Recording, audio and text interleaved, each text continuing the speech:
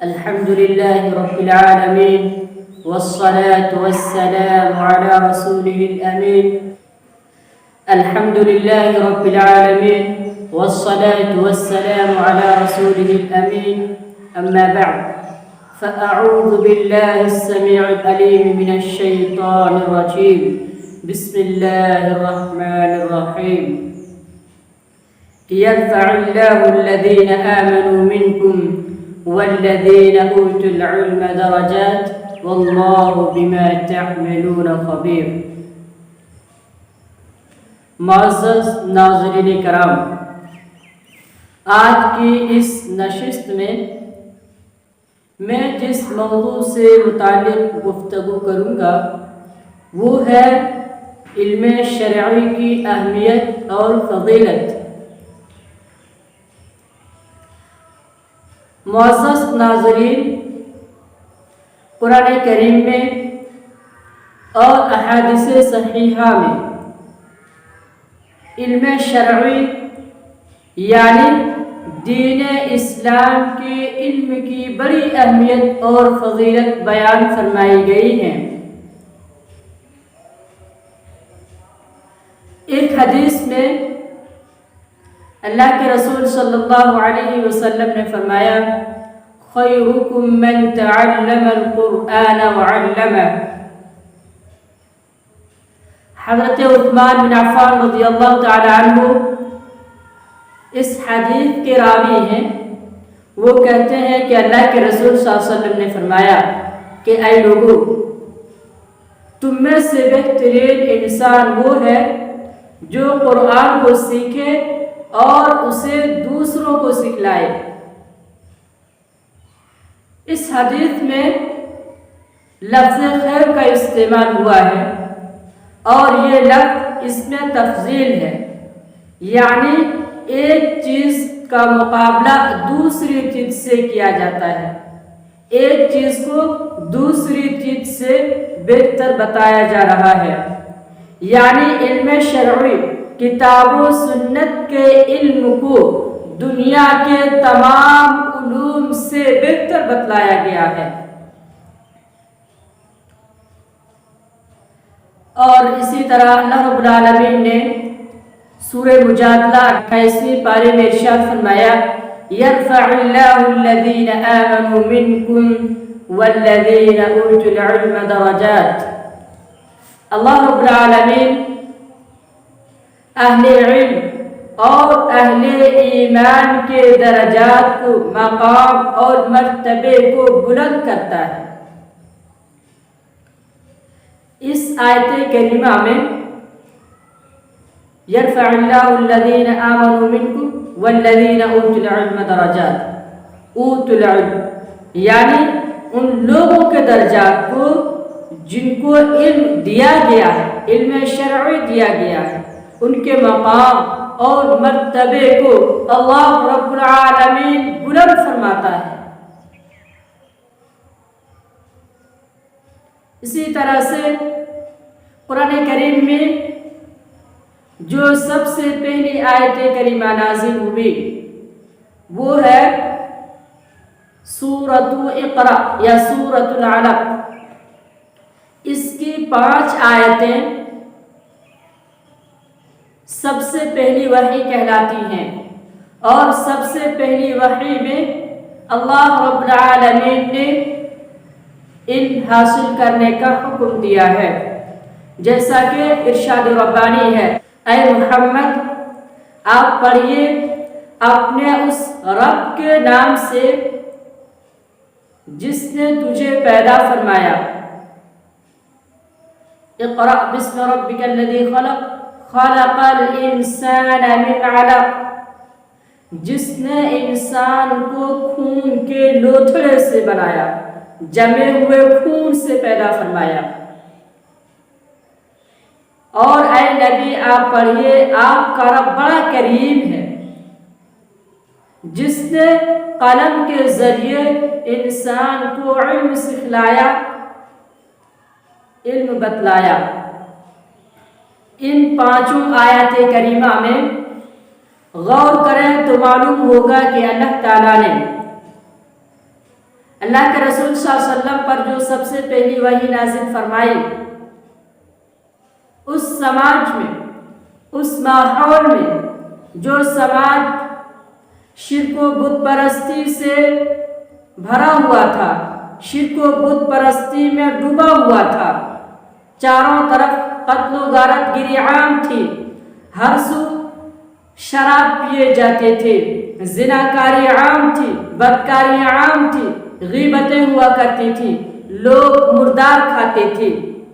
جس سماج میں ساری برائیاں عام تھیں، لوگ مختلف برائیوں میں ملوث تھے، اس حالت میں اللہ رب کریم نے اپنے نبی محمد صلی اللہ علیہ وسلم پر سب سے پہلے یہی وحی نازل فرمائی، کیونکہ علم انسان کو اپنے رب سے جوڑتا ہے، علم انسان کو روشنی عطا کرتا ہے، اور علم کے ذریعے انسان اچھے اور برے کی تمیز کرتا ہے، اور علم ہی وہ چیز ہے جس سے انسان بلندیوں کی مراتب کو پاتا ہے، بلندی کو پہنچتا ہے، ترقی کر سکتا ہے۔ بغیر علم کے انسان حیوان کی طرح ہے، نہ اس انسان کے اندر اچھے طور طریقے آ سکتے ہیں، نہ وہ زندگی کو سلیقے سے گزار سکتا ہے، اور اسے زندگی کے دوسرے قرینے بھی نہیں آئیں گے۔ لیکن میں اس وقت جس موضوع سے متعلق بیان کر رہا ہوں وہ علم کتاب و سنت ہے، قرآن و حدیث کا علم ہے۔ اس کی بے شمار فضیلتیں قرآن کریم کی اور آیات میں وارد ہیں، اس طرح ہیں۔ امام بخاری رحمہ اللہ نے اپنی صحیح کے اندر ایک باب باندھا، باب قبل القول، باب العلم قبل القول والعمل۔ علم کا بیان کوئی بھی بات کہنے یا کسی بھی بات پر عمل کرنے سے پہلے، یعنی کسی بھی بات کو کہنا، لوگوں میں تبلیغ کرنا، لوگوں کو بتلانا، یا کسی نیکی پر، کسی عبادت کو انجام دینا، کسی نیکی کو کرنا، علم حاصل کرنے کے بعد جب تک ہم علم نہ حاصل نہیں کریں گے کہ اس عبادت کو اللہ کے رسول صلی اللہ علیہ وسلم نے مشروع قرار دیا ہے یا نہیں، اور اس عبادت کی کیفیت کیا ہے، تب تک ہم وہ نیکی اور وہ عبادت اس طرح انجام نہیں دے سکتے، نہیں ادا کر سکتے جس طرح جناب محمد رسول اللہ صلی اللہ علیہ وسلم نے کیا ہے۔ اس کے بعد امام بخاری رحمہ اللہ یہ آیت کریمہ ذکر کرتے ہیں، لاتے ہیں، فَاعْلَمْ أَنَّهُ لَا إِلَهَ إِلَّا اللَّهُ وَاسْتَغْفِرْ لِذَنبِكَ، جان لو کہ اللہ تعالی ایک ہے۔ فَاعْلَمْ أَنَّهُ لَا إِلَهَ إِلَّا اللَّهُ، اے لوگو اس بات کو اچھی طرح جان لو کہ اللہ تعالی ایک ہے۔ اسی طرح سے قرآن کریم میں کئی مثالوں کے ذریعے بھی علم کی اہمیت کو اجاگر کیا گیا ہے۔ ایک جگہ فرمایا، کیا اندھے اور دیکھنے والے دونوں آپس میں برابر ہو سکتے ہیں؟ نہیں، اندھے اور برابر دونوں برابر نہیں ہو سکتے ہیں۔ ایک شخص ہے جو دیکھ سکتا ہے، وہ کسی کا محتاج نہیں ہے، وہ سارے کام خود کر سکتا ہے۔ لیکن جو انسان دیکھ نہیں سکتا، جس کے پاس دیکھنے کی سخت طاقت اور صلاحیت نہیں ہے، وہ انسان ہر وقت ہر کام کے لیے دوسرے انسان کا محتاج ہوا کرے گا۔ ٹھیک اسی طرح جس انسان کے پاس علم ہے وہ آزاد ہے، وہ کسی کا محتاج نہیں ہے، اور وہ خود اپنے سارے کام انجام دے سکتا ہے۔ لیکن جو انسان جانتا نہیں ہے، پڑھا لکھا نہیں ہے، اسے دنیا کے کام کرنے میں بے شمار تکلیفوں، پریشانیوں اور مصیبتوں کا سامنا کرنا پڑے گا۔ اللہ کے رسول صلی اللہ علیہ وسلم نے ایک حدیث میں فرمایا، ان العلماء ورثۃ الانبیاء، بلا شبہ یقیناً علماء انبیاء کے وارث ہیں۔ نبی اس دنیا سے چلے گئے، نبیوں نے اس دنیا کو چھوڑ دیا ہے، لیکن نبیوں نے اپنی میراث چھوڑی ہے، اپنا ترکہ چھوڑا ہے۔ وہ میراث اور وہ ترکہ علم کتاب و سنت ہے۔ اب یہ علماء ان نبیوں کے کام کریں گے، گویا علم کتاب و سنت تقسیم کرنا، بانٹنا، لوگوں کو کتاب و سنت کی تعلیم دینا نبیوں کی سنت رہی ہے، نبیوں کا کام رہا ہے۔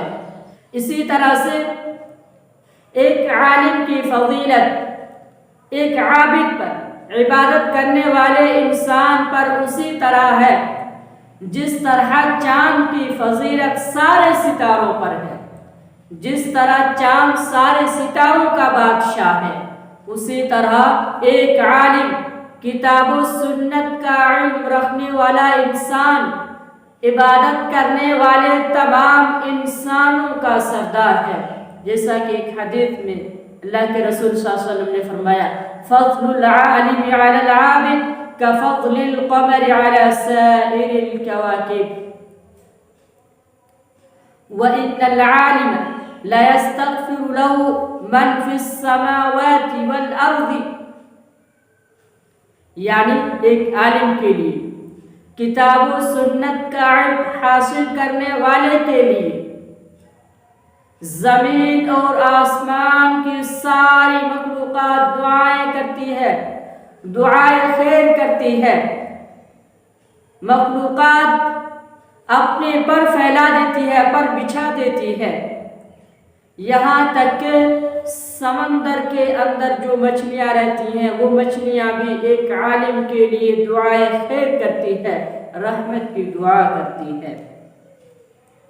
جو شخص طلب علم کی راہ میں نکل گیا وہ شخص مجاہد ہے، جہاد کے راستے میں نکل گیا ہے، اللہ کے راستے میں نکل گیا ہے۔